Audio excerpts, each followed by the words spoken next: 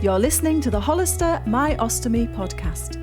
People who provided testimonials received compensation from Hollister Incorporated. The testimonials, statements and opinions presented are applicable to the people depicted. These testimonials are representative of their experience, but the exact results and experience will be unique and individual to each person. The information provided herein is not medical advice and is not intended to substitute for the advice of your personal physician or other healthcare provider. This information should not be used to seek help in a medical emergency. If you experience a medical emergency, seek medical treatment in person immediately. I'm Sue Lennon and today I'm speaking to Kelly Murphy and Chris Payne. Hello, hello. Hello. Hello. How are you both? I'm fine. Yeah, fine and dandy. All good, that's brilliant. So we've been talking to people with ostomy from all different backgrounds for all different reasons. And I suppose quite often when people think about people with stomas, they think maybe there was a cancer or IBD, or maybe they'd had an accident or some other traumatic thing that had created the circumstances for their stoma.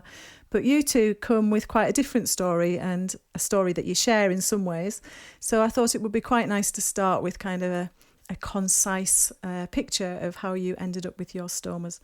And maybe it's best if we start with Kelly. Okay, yeah. I'd always suffered from sort of, as long as I can remember really, with not being able to go to the toilet properly. And as I got older and older, sort of past 17, it started with not being able to, only going to the toilet once a month. And then when I spoke to doctors, they were like, oh yeah, it's fine, you'll be okay.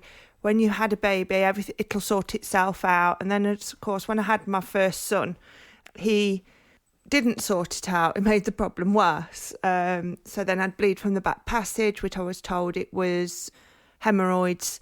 I'd go and have them checked to find out that I didn't have hemorrhoids and it was something else. And then in 2017, after a long sort of, I've had all the tests and all the cameras shoved in different places and all the other things, like sit on the end of the pretend toilet and go to the loo while everybody watches and all that good stuff. And then in 2017, when I moved over to Warsaw, the GP, because I wanted to drive HGV lorries, and the GP was doing my medical and said, no, there's something really not right here. And I was like, yeah, I know, it's all right. I've got chronic constipation. I know, it'll sort itself. And he was like, no, it's something really, really serious. Now I'm really worried. So he sort of sent me off to a hospital appointment to see a hospital specialist who told me, she sent for all my tests, and immediately on the first appointment she said, I'm going to give you an ileostomy. There's this big long word for what was wrong with me, but in a nutshell it was a lazy colon. She said, so instead of doing all the tests again, you've done them once, I've looked at them, I'm happy with them, so we'll schedule you for operation. And I was like, okay, that's fine. It didn't sort of sink in. Then sort of left my appointment, went to the loo and sat and cried for a bit. And then sort of had a big talk to myself in the toilet of the hospital and said, you can either let this beat you or you can do everything else you've done in your life and get on with life. And that's what I chose to do. I'd spoke to the counsellor nurse, the stoma nurse, about it. And she was like, do you know what? You're one of the very few people that walk through my door and have already got it sorted in your head. You know what to expect, you know what you're doing. I'd been online, I'd searched other ostomy groups on Facebook. I'd found Lauren Henderson and Shell of Making Ostomies Cool. And they really helped me section everything off in my mind. And then I was like, right, okay, so I know what to expect. I Google every operation I'm going to ever have. So I Googled that, looked at it and was like, yeah, right, I can cope with that. Went off to the operation in May 2017, had the operation, I was happy, no problem, woke up fine, accepted it. I think it was about day 3 or day 4, my stoma nurse popped up to see me and she was like, right, okay, we're going to change it now. She pulled the bed covers back. I was like, I've already done it. She was like, oh my God, what are you doing? I was like, yeah, it's all right, I've done it now. I know what I'm doing, it's fine. So she sort of watched me a couple of times and then said, yeah, okay, you're happy, off you pop. You know where I am if you need me. And then a bit later on that year, I had issues with what they thought was adhesions from the operation. One doctor, it wasn't my surgeon, and he was obsessed it was adhesions, and it was like, no, it could be this, it could be that, and it was scaring the hell out of me, to be fair. And he wanted to take me back into surgery. Well, the day he wanted to take me back, my surgeon come back on and went, it's not adhesion, she's still got her large intestine. So the next one was to remove that. In total, I've had the 4 operations. So I've had my large intestine removed, which made it permanent. I've had the refashion, and then I had my anal glands and things removed, so that I've got what they call a technical Barbie butt, so nothing comes out the back end anymore. And to be fair, I've carried on with everything in life, and nothing really holds me back. And it's one of them things where it's like, let's get on with life and let's do it. And I think in 2017 as well, during one admission, I decided it was a good idea to bring forth a Facebook page just as a joke. And now 3 years later, I've got, I think it's 1.1 thousand followers. I think, is that right, Chris? Yeah, it is just over. And they're all over the world. And because we've got no sort of limitation as to what you can say and what you can't say, and you can just be you, and if you're having a bad day, you can scream and shout and rant at us, or you can contact me or one of the other admin, which happens to be Chris. And we've all got real stories, so it's not sort of clinical or isolated. But me and Chris have the same sort of issue with chronic constipation, don't we, Chris? Yeah, we certainly do, Kel. So tell me your story then, Chris. Well, it started in beginning of 2016. I was finding it hard to go to the toilet. It was about once every few weeks. And there was only a tiny bit that was coming away from us. And it got to the stage where I passed out in my bedroom. I was back and forwards to the hospital. In total, it was 36 times in the year, up till the December, in and out, trying lots of procedures to see what was wrong with us, having bowel cleaners. Then my surgeon decided to give us an ACE procedure, which I was the only male in the northeast because women normally get them. So that didn't work. The average time for that to work was about 4 hours to go to the toilet. So that just worked about 3 or 4 times. Then I went up to the hospital on the Tuesday and said he was going to give us a total colectomy on the Wednesday. And I didn't even have time to think about it, because he said I wouldn't have lived much longer, because it would have killed us, because it would have toxic back up. Then I woke up in intensive care and I was 12 stone. I'd went in at 17 stone. He actually showed us the picture, and it was like circumference, it was about 6 inches, and it was like concrete. Then on the March on my birthday, I got a lot of stomach pain and bloating again, and it was inside was mushrooming and filling with pus and poisoning us from the inside. So on my birthday, I had about a 12-hour operation to clear that out. But I never had time to think about getting it or nothing, but I wouldn't change it. I couldn't go back through the pain. No, I'm sure. And did you have any kind of understanding of what an ileostomy was before it was discovered? I'd never heard. I've heard of stomas, but I'd never heard of an ileostomy. I just thought there was only one, but never an ileostomy, which is quite different, especially for what we've got. So how did you go about finding out about what does that mean? And well, I didn't really have time to think about it, really, because I was straight to surgery in the morning. But I Google everything. I'm like Kel. I Google everything, and I read up on things before. I like to know what's going on. But my niece has got a colostomy as well. So we've got someone that she was telling us what goes on. So I knew a little bit about pancaking and stuff. And yeah, you at least knew what stoma bags looked like. And oh yeah, but I never knew you could empty them at the bottom, so that was different for me. But it's a learning curve. Yeah, I'm sure it is. And I still work. I still hold down my job. And what do you do for a job, Chris? I'm a carer on an elderly mental health unit. The oldest one we've got's 106. Wow. And there's no issue at work? It doesn't stop you doing anything? It's heavy. It's heavy work, but work's very good with us. They've been really good over the last few months. They all like to know what it is. What's that rustling under my uniform? Really? Yeah, so I just lift my top up all the time, say, that's it. Then 1,001 questions get asked. And do you mind being asked, Chris, or is it like you enjoy educating people? I enjoy educating people, but if it wasn't for this has made us more confident, because I was very unconfident, but I love talking about it. I love educating people about it. And that's really part of your role, I suppose, with the Facebook page as well. And I know Kelly started that off, but you're admin and you help her out with that. Yeah, it's really good to help people, like to bounce back off each other and have a bit of a cry to each other, and it's a big family. Yeah, absolutely. So what about, I suppose, partners, talking about having a stoma with a new partner, or, did you meet your partner after you'd had your stoma?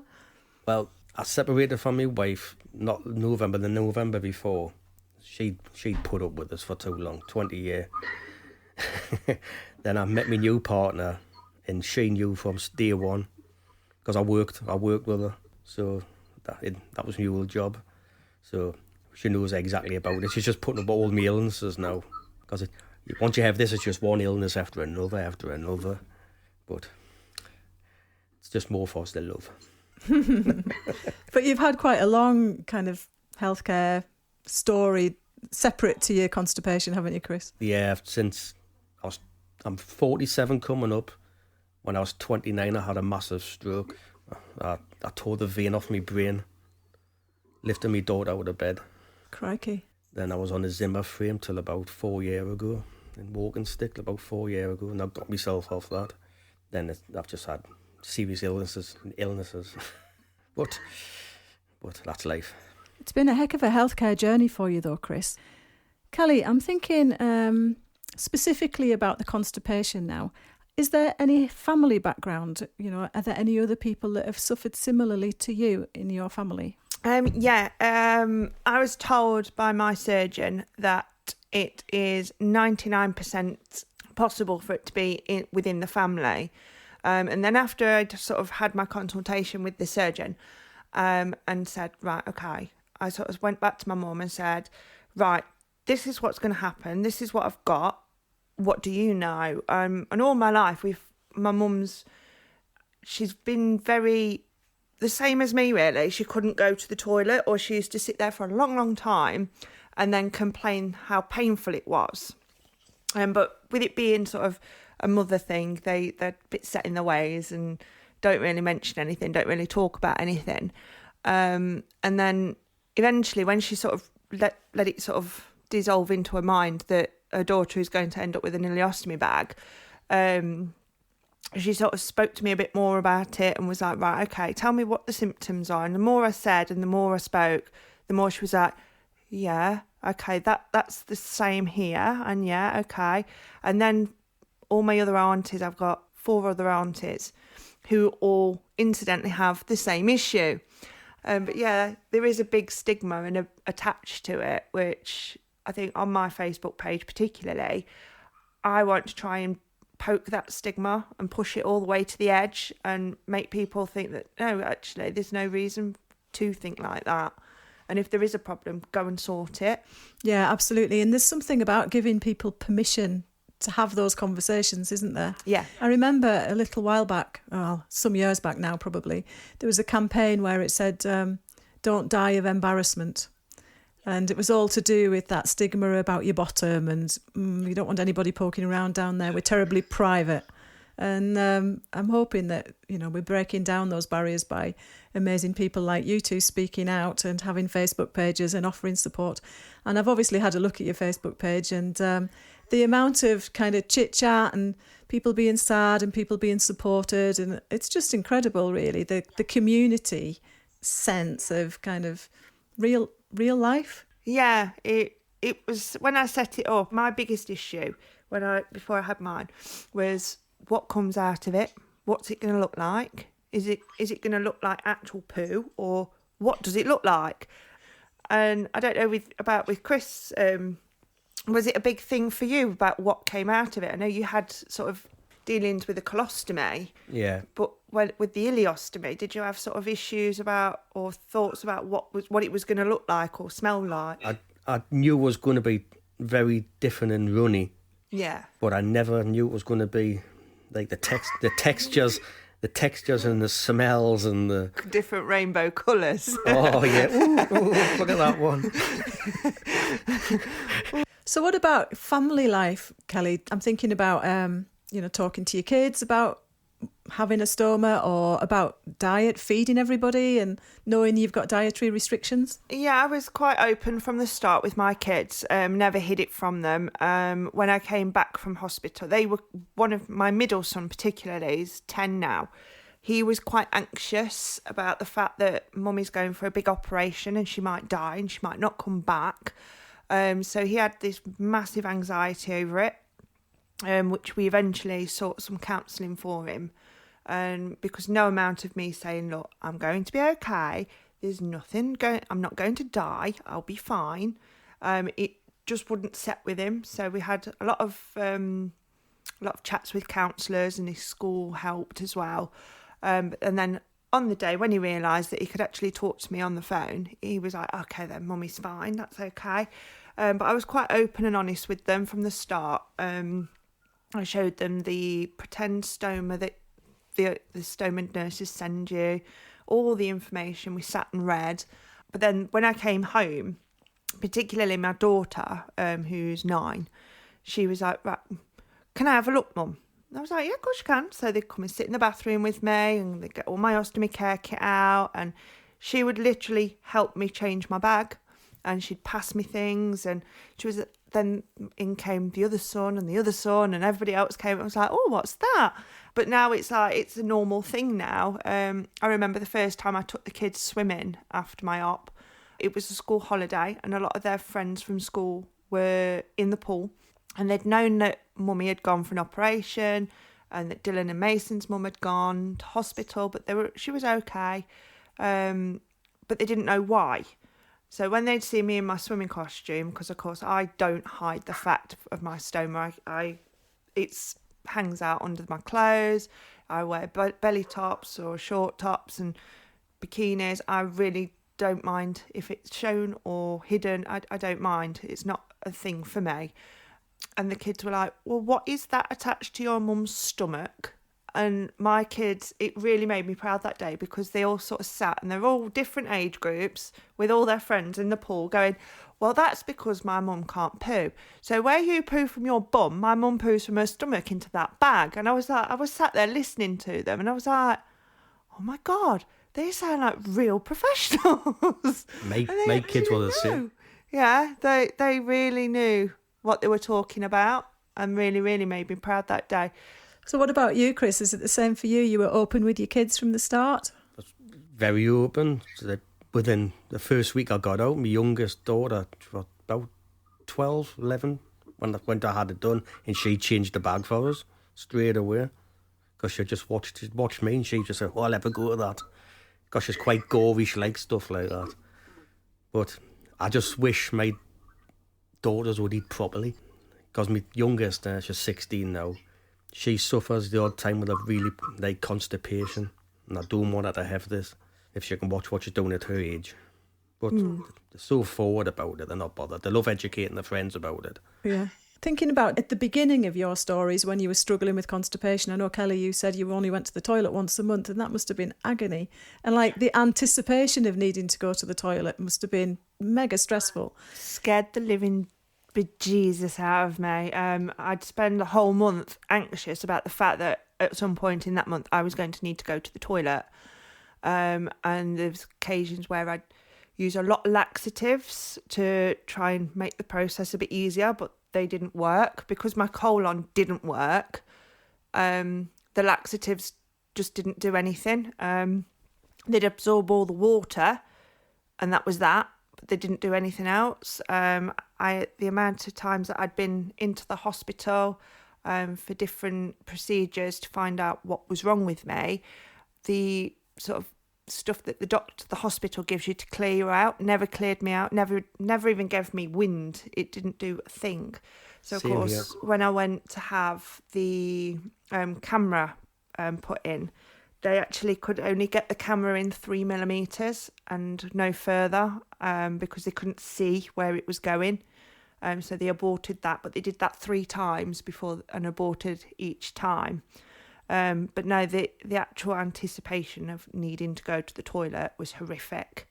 I used to have it down to a fine art. It was a bit like tracking your periods for females, that I knew at sort of the end of the month, that was the time that I was going to need to go to the toilet. So I used to have to phone friends to... At the time, I used to have I had babies, so I used to have to phone friends to go and pick them up from nursery or sit with them while I couldn't get off the toilet. I had a particular friend who drove all the way from Blackpool one time just to help me because I was stuck on the toilet. But yeah, it was the worst thing. Just thinking about it makes me cringe. And a lot of people now say, would you ever have it reversed? Not that I can have it reversed because I went permanent, but even then I was like, no. From day one, I wanted it permanent, but the surgeon was like, no, I want to do it slowly, just in case you change your mind. I was like, I'm not the kind of person to change my mind. If it's there, and that's the way. So yeah, it was the idea of going to the toilet. I actually said to my surgeon was, I'd sooner have 12 babies, one after the other, than go to the toilet. And they just sort of looked at me like, really? It's that bad? I was like, yes. But nobody could comprehend how bad it was. Did you find that, Chris? Yeah, when you got the pain that you needed the toilet, you thought, here we go. It's going to be agony, this. Then that got to the stage where you're actually going and you're passing out. Then I got to the stage where I knew it was going to come out my mouth, because I got to that stage where I was bringing feces out my mouth. But that just the thought of going to the toilet, like anyone else can go to the toilet 3-4 times a day, and we just know that pain's going to rip at a bit. Yeah. It's like, it's agony. It's like nothing like anyone's had before. No. It's just... It's terrible. I don't even want to think about that pain again. It makes you queasy. Let's move on. About it. Oh, I'm thinking about it now and I'm clenching. Okay, let's move on from that then. So in all of this time, when you first met your stomach care nurses and they talked about different products, presumably, whether you were going to have a 1-piece or a 2-piece or what was available to you, were you given a choice? For me in New Cross, I don't think it was. It was more of a case of what they were supplied with by whichever representative. But that's my opinion. It might not be that. But everybody that sort of went to that hospital or was in the hospital at the time all had the same colour bag, the care bag, and with the name along the side, and all the same sort of things were in there. If you had a problem while you were in there, like a few of the patients did, they would happily swap from one bag to the other bag. But for me, it worked. The bag that I was given worked, and it's worked from day one. I have switched and changed and had a little play with this company and that company. But then I quite like the bag that I have now. What about you, Chris? I'm still... Come 5-6 years now, and I'm still trying to find the perfect bag. Because with me, I've got the hernia. It's like a grapefruit, and so it changes all the time. And the bags I've been using are not the best. But Stoma nurses just give us a new bag on Wednesday, and that seems to be doing the trick up to now. Brilliant. Fingers crossed. So it's like the cheapest, nastiest ones that they give you. So as far as like if people in the future or people listening to this podcast think, actually, I'm not 100% convinced that this is the right bag for me, how should they go about it? Should they look for, I don't know, freebies from companies or talk to their stoma nurse or what? Just plug away at there's plenty of ostomy sites now at suppliers. They're happy to send supplies out here. You're listening to Sue Lennon with Chris Payne and Kelly Murphy on My Ostomy Podcast. I think it's quite amusing that even though you both admin the same Facebook group, you've never actually physically met. And No. I think the world of Kel's just meant helped us through a lot. You're like stoma siblings, aren't you? Yeah. Oh, yeah. That's a nice way of putting it, but that's where we class each other. Yeah, we do. He's my brother. My little sister. So I was thinking about skin and like if you've got the wrong product or a product that doesn't stick particularly well and you get sore skin, I mean, is that something that's discussed, or are you kind of warned about that? Most of the time it's an easy fix, like the hole in your bag isn't the right shape or it's not the right size. So if you just change the shape and the size, it usually helps to keep the feces away from the skin. But then there are brilliant products out there, barrier rings and things that neutralise the stomach acid, which really saves your skin. But I suppose the best answer to sore skin is not to get sore skin in the first place, isn't it? I think once you've worked out what works for you, I mean, I don't leave my bag on for longer than 3 days, whereas some people leave it on for 14 days. And I'm like, oh, you're mad? No, take it off and change it. Don't play like that. It's one of those that you have to be really careful with. Yeah. Do you feel that people should have more kind of warning and education about don't let your skin get sore from the start? Definitely. More education, full stop, really. Yeah. But I suppose in your situation, you went from kind of, I've got a sore tummy and I've had it for ages, to ileostomy in like one quick... Within the day. Yeah, exactly. So I suppose the opportunity for education, either self-education or being given leaflets and having a proper discussion, was fairly small. But my stoma nurses were absolutely brilliant. I still get on with them now. I still get on well with them. They've helped us loads. Yeah. In fact, I was going to come to that, and I don't want to lead you into saying the stoma care is the answer. But if there was somebody along your journey who you would say was like a hidden hero, somebody that worked in your favour all along, who would you say that person was? I've got two. I've got Heather, my stoma nurse. And she's just been with us from day one. And then the man who gave us my operation, he's been with us all the way through, and we're friends to this day. He's my hero. He saved my life. Yeah. What about you, Kelly? For me, there's a few. To be fair, like Chris, my stoma nurse Becky, and then there's my surgeon that did my operations. She's always believes in what her patient thinks, and she's not one of these surgeons that will say, "I've said you've got to do X, Y, and Z, and that's the way we're going." She'll happily have your input as well. And then of course there's Lauren Henderson, who was the first real person that was like, Kelly, you can do this, and you can still ride your horses, and you can still do everything that you always did. And I think Steve as well, along with all my admin staff. They're brilliant, and they really do. They are the best people, to be fair. And like we learn each other as we go along, and it's a bit more education added to the system. You're my hero too, Kelly. Oh, don't say that. You'll make me fill up. So talking about Lauren, just a quick kind of plug for her Facebook site. So did you make contact with Lauren through Purple Wings charity? Yes. Incidentally, I didn't know she was Lauren Henderson of Purple Wings either. I knew of Purple Wings, but I didn't know who the person behind it was. And it was when I went to ride her horse, and I was like, "Oh, do you know Lauren Henderson, like the Purple Wings woman?" She was like, "Yeah, that's me." I was like, "Oh, okay then." So I fangirled a little bit, and then felt a little bit stupid that I didn't realise that they were the one in the same person. But she's brilliant, and all she does for the community is fantastic. Along with, she's one of the groups that do the balls, which is really, really, it's a really fabulous idea, and it should continue. I hope it continues for many years. Yeah, I've got my ticket booked for the next ball, I've got to admit. Was that something that you used, Chris? Did you look at other Facebook pages or link with any charities? No, the only Facebook page I went on was Kel's. Right. And I didn't need to go anywhere else. No, I just made a lot of friends off there that helped, like Steve Cartmel and them, and which he's a trooper, him. Yeah. And I imagine that there's quite a lot of cross-population anyway. Like with Facebook groups, there'll be people on your group that are on Purple Wings. Yeah, definitely. We're all sort of intertwined in one way or another with lots of the Facebook groups. You're listening to Sue Lennon with Chris Payne and Kelly Murphy on My Ostomy podcast. So what about relationships? I'm talking about sexual relationships, partner relationships.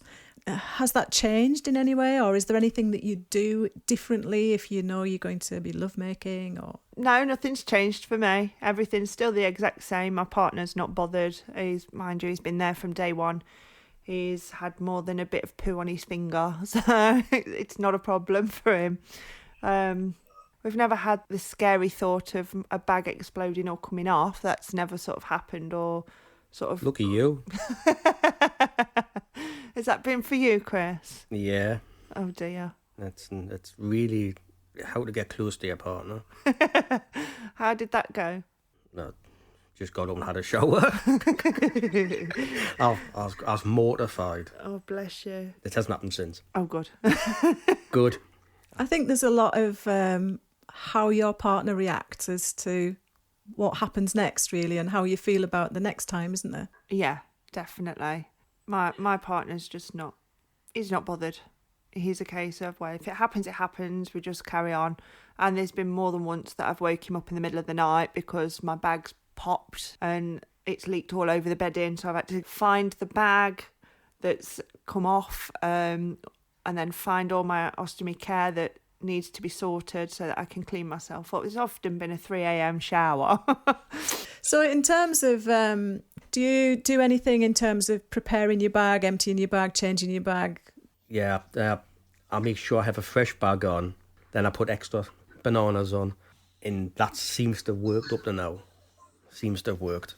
Do you wear a support belt or anything, Chris, or keep a T-shirt on? Or I keep my T-shirt on. That's quick. If anything happens, it soaks it up.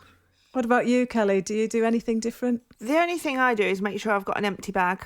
That's it. But there's quite a lot of my sex life is with having lots of children in the house. It's very spare of the minute, and whenever I can grab 5 minutes or when nobody's here, usually at the weekend. But the only thing I do is make sure my bag's empty and I've got no air left in it.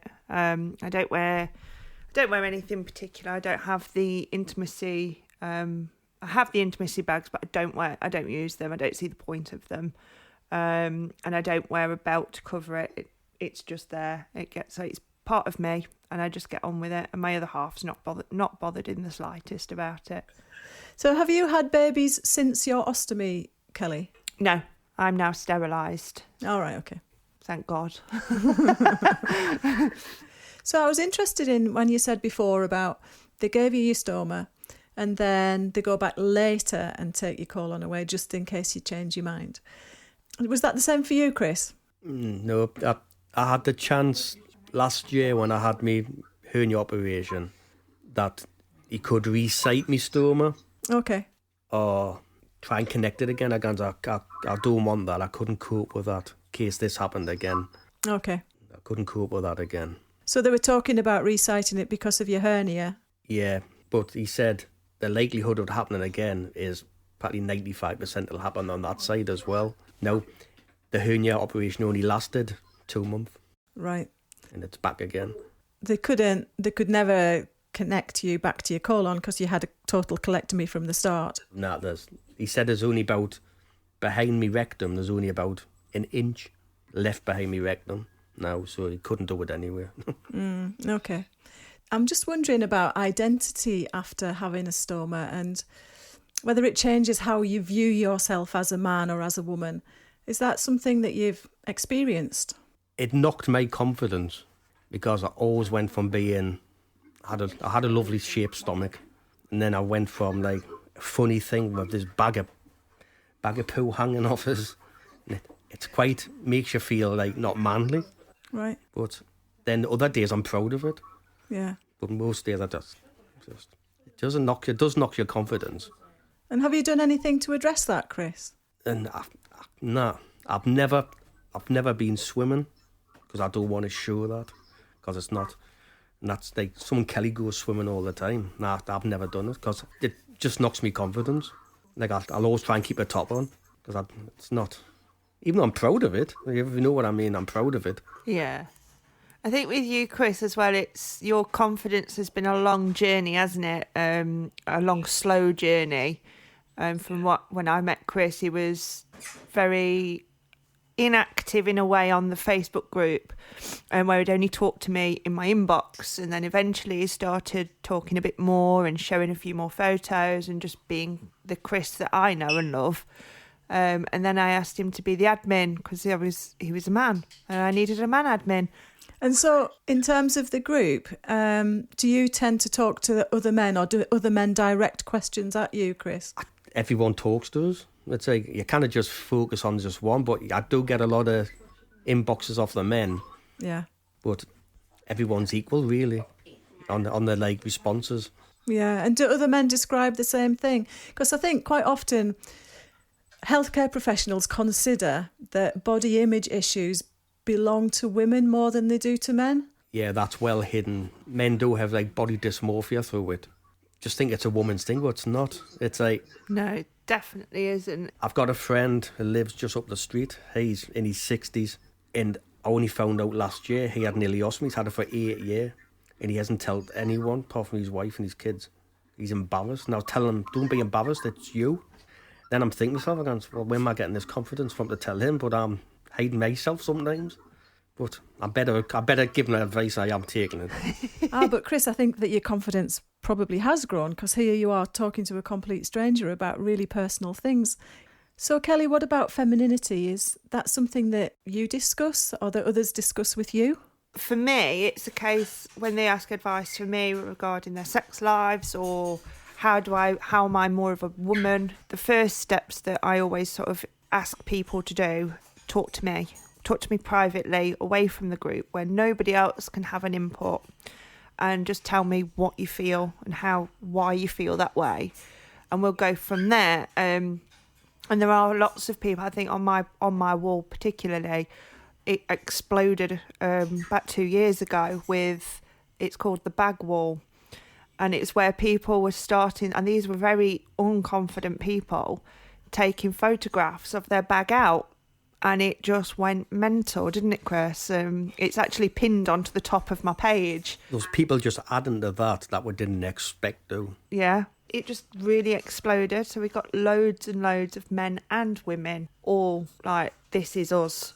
And it does sort of kickstart the confidence level, doesn't it? Yeah, it's great. It's absolutely brilliant, that. Yeah.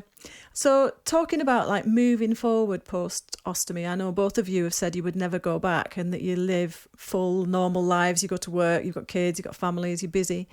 What do you do kind of for fun now? For fun? Mine is I've horse ridden for years, since I was 4. So it's still something that I'm quite passionate about. I love it. I've been swimming. I've done, I think my most I've done is 70 lengths in the swimming pool. But again, I have to be very careful about what I do and not to overexert myself or overstretch myself. And I've put forward for the Hadrian's Wall walk, which I'm really excited about. That will be a big thing for me because it's not something I've ever done before, but it is definitely something that I'm really excited about. We can't say too much about that because I know Chris is well disappointed that he's not coming on the Hadrian's Wall walk. I love Hadrian's Wall. Next time, Chris. There is definitely another walking challenge coming, so don't you worry, you're on my list, Chris. Put me down.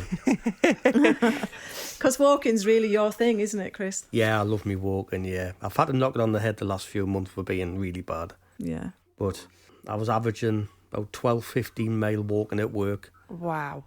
Then I'd go for me run at night. And I was averaging a month about 140, 160 mile a month. Wow. And I know you said you dabbled a bit with running, but I was wondering about like the first time you go out for a run, or the first time you try, and you've got an ileostomy bag. Do you need to tuck it in or do anything different? Oh yeah, I make sure it's tucked in because it's with it being watery. It's like running with a bag of sugar attached to you. Okay. I know somebody said to me that when they go running, if you don't tuck your ileostomy bag in, it's like taking your own round of applause. I thought it was quite amusing. I feel that one, to be fair. I can imagine that one. So just to explain to people about Hadrian's Wall, we're doing a challenge, Kelly and I, and another 10 people walking the Hadrian's Wall path to raise money for a stoma charity. at school, we always went to Hadrian's Wall because it's that close to us. Of course, yeah. It's that close, and it's beautiful, so I'm well jealous of you. And all the places that, like you said, all the places that there are to visit, like Sagendenham and Vindolanda and, you know, the different forts, it'll be well interesting. How much time we'll have to spend at the forts is another matter, of course, because we're walking a long way each day. Yeah, I guarantee it'll be cold. Oh, shush. No, it's August. It's going to be never lovely. warm on Hadrian's Wall. Right, well, I think that's where we're finishing. So I'd like to thank you both very much for your participation today, for your openness and your honesty. And I hope we've kind of pricked people's minds to think, you know, somebody that has a stoma because of constipation is not short of advice about their diet, is not less in any way, and you know, demands every respect, really, because the journey seems to be like a chronic journey of constipation, and then suddenly ostomy is thrust upon you. And, you know, respect to you both. Thank you, Lords. Thank you. Thank you for the opportunity, Sue. Yeah, it's been brilliant. And nice talking to you, Cal. Nice talking to you, Sue. And nice talking to everyone. Thank you. Thanks for listening to My Ostomy, brought to you by Hollister Incorporated.